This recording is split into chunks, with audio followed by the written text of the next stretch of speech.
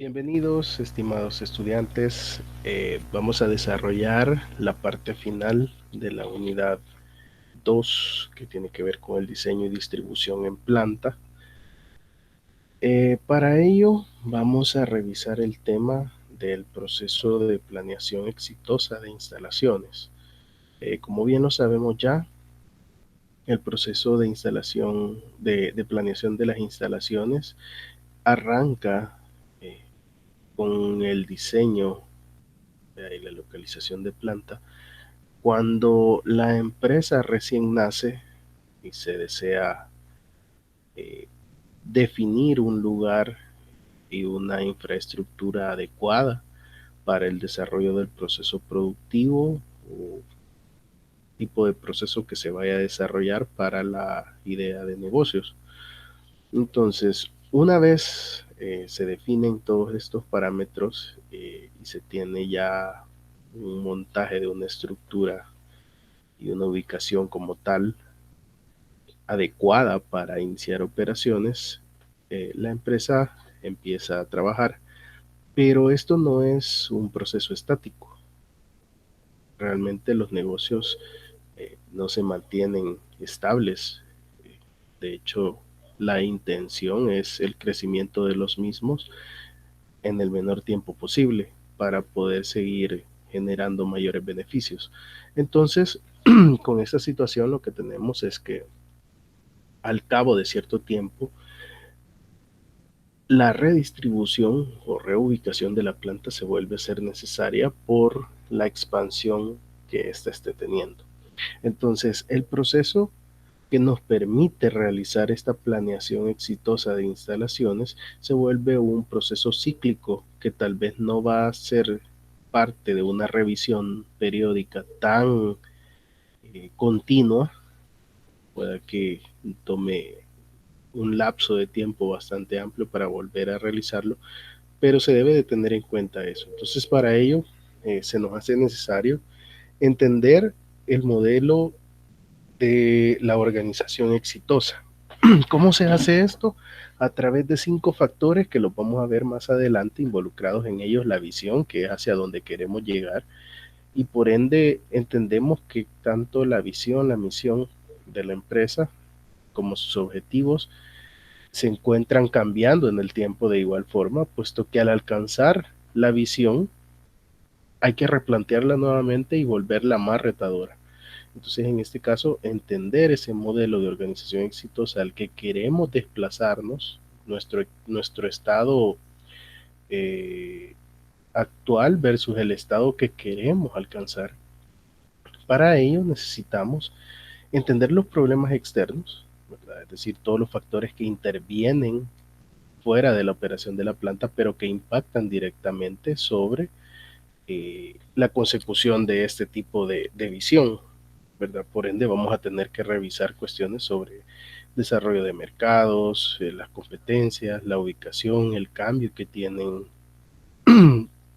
eh, las zonas geográficas donde nos encontramos ubicados, cambios políticos, cambios sociales, cambios económicos y todas esas cuestiones que nos van a afectar a la hora de decidir cómo vamos a desarrollar esta nueva planeación de instalaciones. Por ende, también tenemos que entender los problemas internos de la organización, es decir, cómo ha cambiado nuestra organización desde la última vez que se realizó un proceso de planeación de instalaciones, para ver ahora qué factores influyen desde adentro también para poder alcanzar este modelo de éxito. Una vez tenemos comprendido todo esto, vamos a tener que pasar a definir por parte de la organización unos criterios para la planeación de instalaciones que van a ser con los que nosotros vamos a poder medir y vamos a poder ponderar todas las opciones que nosotros tengamos. Posteriormente, obtener un compromiso de la organización, es decir, no solo la parte operativa y la parte de mandos medios, sino que esto tiene que nacer como una iniciativa de la alta dirección. Media vez ellos se encuentren involucrados y conscientes de la necesidad de generar este cambio, van a generar los respectivos impulsos hacia sus áreas de dominio o o áreas subalternas para que se alineen hacia ese deseo por realizar este cambio y que sea de la mejor manera posible para alcanzar la visión. Entonces, como sabemos ya, parte de la visión es entender que todos estamos encaminados hacia un objetivo que deseamos alcanzar, hacia un estado hacia el cual queremos llegar con la empresa. Entonces, por ende, tiene que haber un compromiso por parte de toda la organización para poder alcanzarlo. La siguiente parte es conformar los equipos que van a trabajar en este nuevo proceso de planeación de instalaciones. Tiene que ser gente que provenga de múltiples áreas para poder tomar en cuenta todos los factores de incidencia internos, como ya lo habíamos revisado, y los externos también.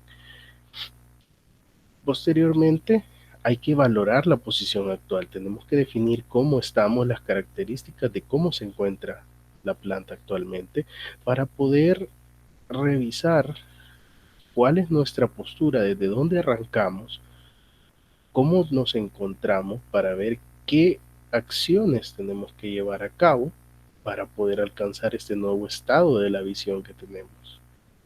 Identificar las metas específicas también es ponernos ya los retos sobre qué es lo que deseamos alcanzar.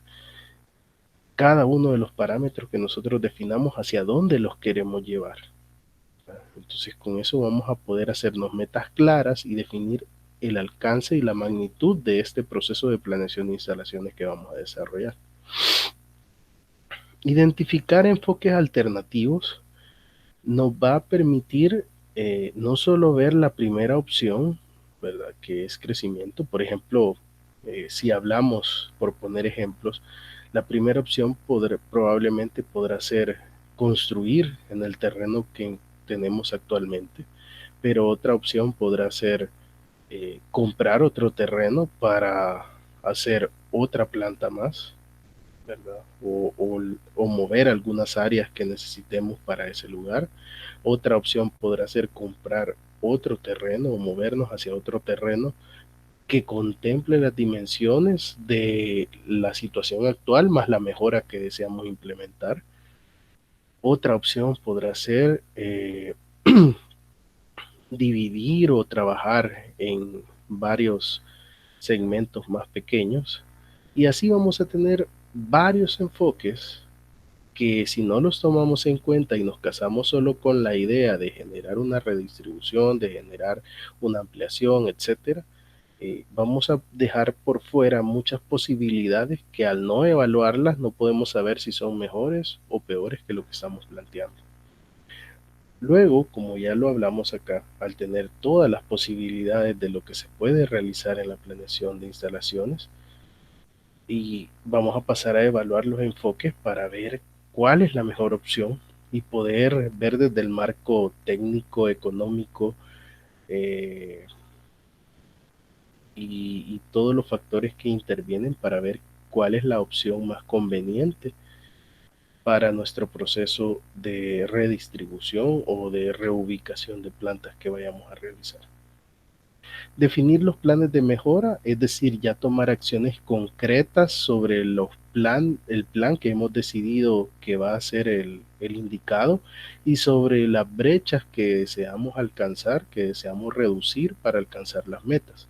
Entonces, ya definiendo planes de mejora concretos, nosotros tenemos ya una planeación sobre qué cosas se van a realizar para volver realidad esta nueva visión que se tiene de la empresa. Obtener apoyo para implementar planes, pues con esto vamos a llegar y a regresar a tomar todos los involucrados para empezar a designar responsables, cómo lo van a realizar, quién se va a encargar de medirlo, quiénes van a estar involucrados, quiénes presentarán resultados, etcétera, etcétera, etcétera. Por último, pasamos, luego de haber hecho toda la planificación, tener ya coordinado el quién, cuándo, dónde, y asignados todos los recursos que se van a requerir para este nuevo proceso, pasamos a implementar los planes, que ya es la ejecución como tal, empezar a medirlo, empezar a monitorear sus avances y posteriormente hacer una revisión de los resultados para ver si lo que nos habíamos planteado como las metas a obtener y como los objetivos o la visión que queríamos alcanzar se está cumpliendo o se logrará cumplir. Porque si no, posteriormente tenemos que volver a hacer una revisión, arrancar nuevamente en la situación en la que estamos, entender nuevamente el modelo de éxito y hacer nuevamente este proceso. De igual forma, aunque los objetivos se alcancen en su totalidad, posteriormente, al pasar el tiempo, volverá a ser necesario implementar nuevamente este proceso de planeación exitosa de instalaciones para poder seguir creciendo o, en su defecto, para readecuar nuestras instalaciones si es que la demanda o la forma de trabajar ha disminuido, ¿verdad? Entonces, este proceso es dinámico, no se mantiene estable. Dentro de los elementos indispensables para entender el modelo de éxito de la organización, como lo mencionábamos, se encuentran la visión, que es el por qué nos movemos, ¿verdad? Hacia dónde se dirige la organización. Eso debemos de tenerlo claro y eso lo tiene que tener claro también la dirección de la empresa. Luego viene la misión, que es cómo vamos a hacer para alcanzar esa visión. ¿Qué es lo que nos vamos a plantear como tal para poder llegar hacia donde queremos ir? Posteriormente vienen los requisitos para el éxito, que eso tiene que ver con la ciencia del negocio. ¿Cómo vamos a hacer? ¿Qué vamos a mejorar? ¿Qué vamos a replantear? ¿Qué vamos a cambiar?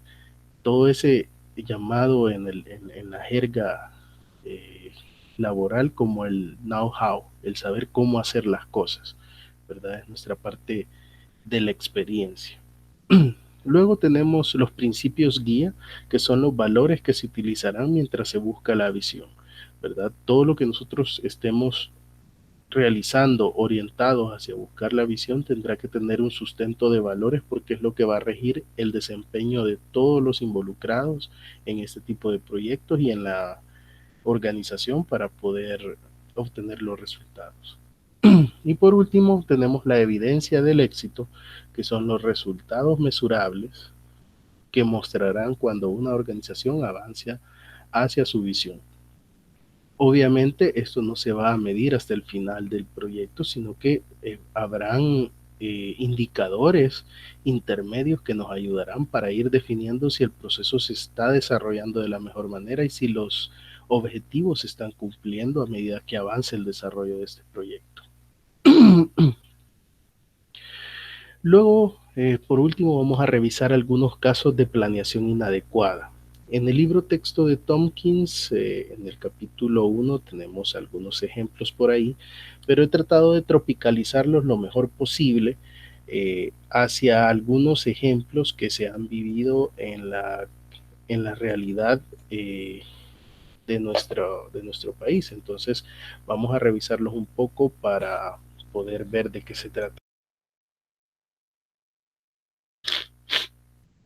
El primer ejemplo tiene que ver eh, con una empresa en crecimiento que decide ampliar sus instalaciones construyendo un mezanine con dimensiones y características definidas. Es decir, vino la dirección y dijo, bueno, vamos a construir, ya no cabemos, necesitamos una construcción de elevada a 15 metros de altura, vamos a tener una superficie de tanto por tanto, la altura del mezanine ya desde el piso del mezanine hacia la altura máxima va a ser de tanto, tantos accesos, tantos ascensores, etcétera, etcétera, rampas, definiendo todas las características, pero lo primordial no se había definido.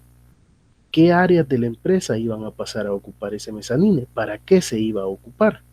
Entonces, si estamos construyendo una instalación para la cual no sabemos qué vamos a mover ahí, muy probablemente lo que va a suceder es que vamos a fracasar o que el proyecto que se desarrolle no va a ser idóneo para poder suplir las necesidades o vamos a terminar haciendo una adaptación forzada y que probablemente no va a ser lo mejor que se pudo haber hecho y se pueden haber malgastado recursos. Otro de los casos es, por ejemplo, un emprendedor que decide ubicar un negocio en un local en el centro de Santa Ana. Por si no conocen la situación de Santa Ana, en la ciudad de Santa Ana en todas las calles del centro hay poco espacio, son calles pequeñas y hay poco espacio de parqueos. Por lo general todos los edificios son edificios de mucho tiempo, que son esas casonas grandotas y todo, pero no tienen estacionamiento. El estacionamiento es a la orilla de calle. Entonces, ¿qué sucedió con este emprendedor? Ubica el negocio en Santa Ana, que solo cuenta con 20 metros cuadrados, es un negocio pequeño, pero deciden ubicar ahí, y al cabo de un año de estar operando, su demanda ha sobrepasado la capacidad de la sala de ventas. Es decir, ya no caben las personas en el área destinada para ventas porque solo tenía como para 4 o 5 mesas, y entonces su demanda estaba sobrepasando la capacidad que tenían y el parqueo no era suficiente. ¿Por qué se origina esta situación? Muy probablemente se origina porque el estudio que se hizo originalmente del mercado, de cómo se iba a comportar el mercado y los compradores hacia mi negocio, quedaron muy subestimados. Entonces, al definir un local de esta envergadura, lo que termina sucediendo es que en el corto plazo toca hacer un movimiento hacia otro local de de mayor espacio, de mejores características para poder suplir. Esto implica un desgaste económico para el empresario, en este caso el emprendedor que desea montar este negocio y tener que volver a reinvertir en un movimiento de ubicación. Entonces es complicado, es de tomar en cuenta todos esos factores. Posteriormente tenemos el caso de un emprendedor que decide invertir en un bar aprovechando el creciente auge del Paseo del Carmen. Y de esto estamos hablando de muchos años atrás, cuando el Paseo del Carmen empezaba a surgir como nueva zona de entretenimiento en el área metropolitana. Entonces consigue un local ubicado a 3 cuadras de la zona viva, llamémoslo de la calle principal del Paseo del Carmen, donde se ubicaron la mayoría de negocios, que era lo que todos buscaban. Entonces, por tener una reducción en alquiler, ¿verdad? Aprovechar una oferta, entre comillas, que se encontraba de alquiler, se ubican a 3, 4 cuadras de esa calle, y lo que empiezan a ver es que aunque los negocios habían empezado a instalarse sobre la calle principal, esa de que habían ocupado para poner negocios, al estar ellos demasiado lejos, no había realmente una fluidez de los clientes hacia ellos.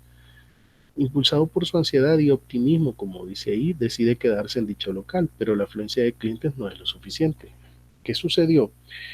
Tal vez se confió mucho de la popularidad de las personas que trabajaban ahí y esperó que la afluencia siguiera siendo la misma, pero realmente al no encontrarse en la zona donde ocurre la situación, donde todos quieren estar, eh, realmente pasa a ser una opción secundaria, y esto es un problema de localización, ¿verdad? Tal vez por ahorrarse un par de dólares, no pudieron prever que no iban a estar en la zona donde está la afluencia de personas y donde podría ser una opción viable para que pudiesen llegar y consumir, ¿verdad? Porque muchas veces lo que tenemos que tener en cuenta es que mientras el negocio se hace un nombre, lo que nos interesa es estar en el lugar de tráfico, donde la gente pueda pasar y se pueda animar y que nos conozca y que entre.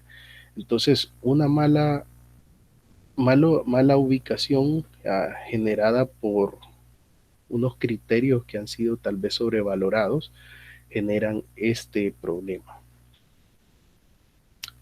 Otro de los casos, por ejemplo, el dueño de un hotel decide invertir en una ampliación de su hotel al inicio de la pandemia en este 2020. Lo demás se lo pueden imaginar. Bueno, ¿qué sucedió?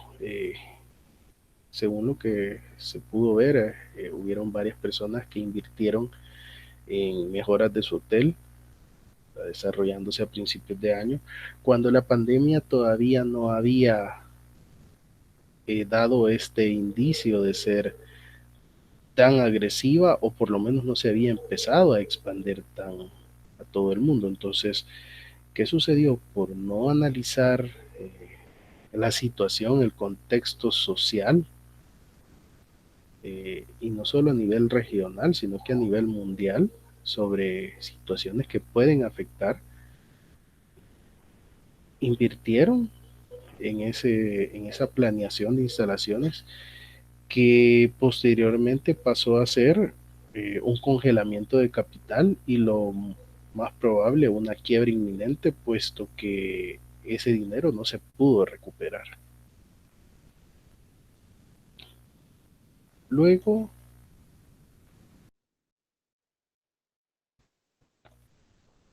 luego tenemos otros dos casos, el de un empresario que decide montar un negocio de elaboración de jaleas en un área residencial. Iniciaron con poco, eh, nuevamente sin tomar en cuenta el crecimiento que podían tener las ideas de negocio y los contactos que habían generado, apoyados por Bandesal, eh, con una buena inversión de capital, pero que luego de crecer sustancialmente, ¿verdad? En un par de años, la cantidad de vehículos que se encontraban trabajando y sirviendo para la empresa, el personal y las emisiones de hollín que generaba una caldera que se ocupaba para poder elaborar las jaleas, empezaron a ser un factor decisivo para que la comunidad se quejara como tal, por el hecho de que no se tomó en cuenta que en una posible expansión, una zona residencial tal vez no es lo más idóneo para poder ubicar una fábrica, en este caso de producción de alimentos, donde vamos a tener un montón de circunstancias que van a impactar sobre la comunidad y que muy probablemente vamos a tener algún reclamo de ese tipo. Entonces entran en la disyuntiva de esperar hasta que la situación sea insostenible para poder realizar una reubicación de la empresa. Por último, tenemos un negocio de venta de ropa americana que se instala en un edificio de 5 plantas que solo cuenta con acceso por escaleras a todas las áreas. Al cabo de 6 meses, entra en vigencia dos leyes que regulan la aplicación de las normativas de seguridad y salud ocupacional en primera instancia. Y segundo, una ley de acceso universal para las personas con discapacidades o con capacidades especiales. ¿Cómo impacta esto la dinámica del negocio? Pues o bien hay que invertir en un ascensor, o bien hay que reubicarse, porque si ustedes conocen cómo funcionan este tipo de negocios de venta de ropa americana, hay bultos de ropa que hay que subir, y si hay que subirlos por las escaleras donde se, donde se transitan los clientes también, es un riesgo tanto para el empleado como para los clientes, porque son bultos que no hablamos de pesos pequeños, ¿verdad? Son grandes bultos. Tal vez el manejo no va a ser el mejor, va a ser mucho más costoso. Luego no hay acceso para todas las personas, y si tomamos en cuenta la ley universal de acceso, pues es algo que en algún momento puede ser eh, sancionado o puede ser molesto y nos puede generar un problema en nuestra empresa. Entonces, si se fijan, aquí hemos revisado varios casos en los que hay que tener muy en cuenta todos los factores, y es aquí donde hablamos de que la planeación de instalaciones no solo pasa por ser una ciencia, sino que es una estrategia donde tenemos que tomar en cuenta muchos factores, no solo técnicos, sino que sociales, económicos, antropológicos, etcétera. Todo lo que tenga que ver para poder garantizar que las decisiones que estamos tomando en cuanto a la ubicación y el diseño de la empresa es la mejor decisión y que nos va a permitir durante un buen tiempo mantenernos y desarrollarnos. Por último, dos ejemplos más. Una empresa construye una bodega para producto terminado en un segundo piso, asignando el diseño y la construcción del elevador a un tercero, sin entrar en detalle de lo que se almacenará. El diseñador empieza la construcción del elevador desarrollando el diseño más económico y compacto posible, mientras que la bodega se ha planeado para almacenar racks móviles, es decir, que se arman y desarman, pero que se mueven con todo y los bultos de lo que se desea almacenar ahí, de 2.5 metros por 2 metros de ancho por 2 metros de alto, con capacidades de hasta 5.000 libras. Es decir, que si se estaba pensando en un ascensor pequeño, lo más económico posible, muy probablemente no se iba a poder operar. Y necesitaba además movimiento de montacargas para los racks y el flujo de materiales es continuo y pesado. Es decir, que si las condiciones no daban para poder manejar el montacargas, cargar los ascensores, descargarlos posteriormente, manejar el peso que se iba a subir en ese tipo de ascensores, muy probablemente el proyecto no iba a servir y habría que replantearlo o volver a gastar para poder adecuarlo. Entonces, tal vez la idea de generar la bodega en un segundo piso era buena, pero podrían haberse tomado otras alternativas o habría que haber definido bien cuáles eran las características necesarias para diseñar esa área, tomando en cuenta lo que se iba a almacenar ahí. Por último, un inversionista extranjero solicita un estudio para sugerirle un local donde ubicar una fábrica de piezas metálicas que se exportarán a Estados Unidos por transporte terrestre. El volumen de pedidos es alto y se enviarán contenedores a un promedio de 4 o 5 por día, es decir, que hay bastante movimiento. Los encargados del proyecto encuentran un local que se adapta muy bien a las condiciones de la planta que desea diseñar y tiene cercanía con una gran cantidad de talleres que pueden servir para subcontratar algunas operaciones secundarias como niquelado, galvanizado, etcétera, puesto que la localización del terreno se encuentra en una colonia residencial de Soyapango. Ahora, ¿qué podemos analizar de esta situación? Pues aunque tiene muchos factores a favor, por todos los proveedores que podemos tener cerca, por el terreno que se encuentra bien diseñado, que tiene las dimensiones necesarias, etcétera. Pero el que haya un flujo de tráfico pesado 4 o 5 veces por día para poder mover contenedores desde Soyapango buscando el tráfico terrestre hacia Estados Unidos, implica que los contenedores tienen que moverse por toda la zona metropolitana de San Salvador, lo cual en horarios hábiles, llamémoslo así, no está permitido. Entonces es un factor que no se está tomando en cuenta.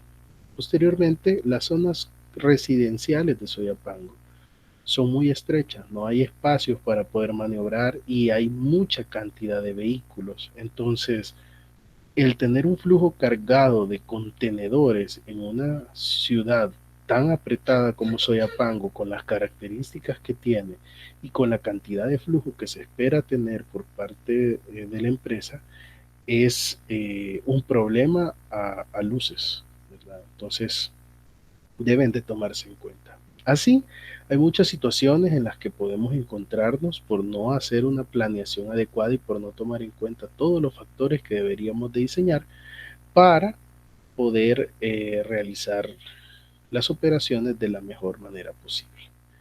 Así es que bueno, con esta parte cerramos todo lo que es la unidad 2 y básicamente este sería el último de sus materiales junto con la unidad 3 para el examen que vamos a tener esta semana. Les agradezco muchísimo y cualquier duda quedo a sus órdenes a través de los medios que ya conocemos.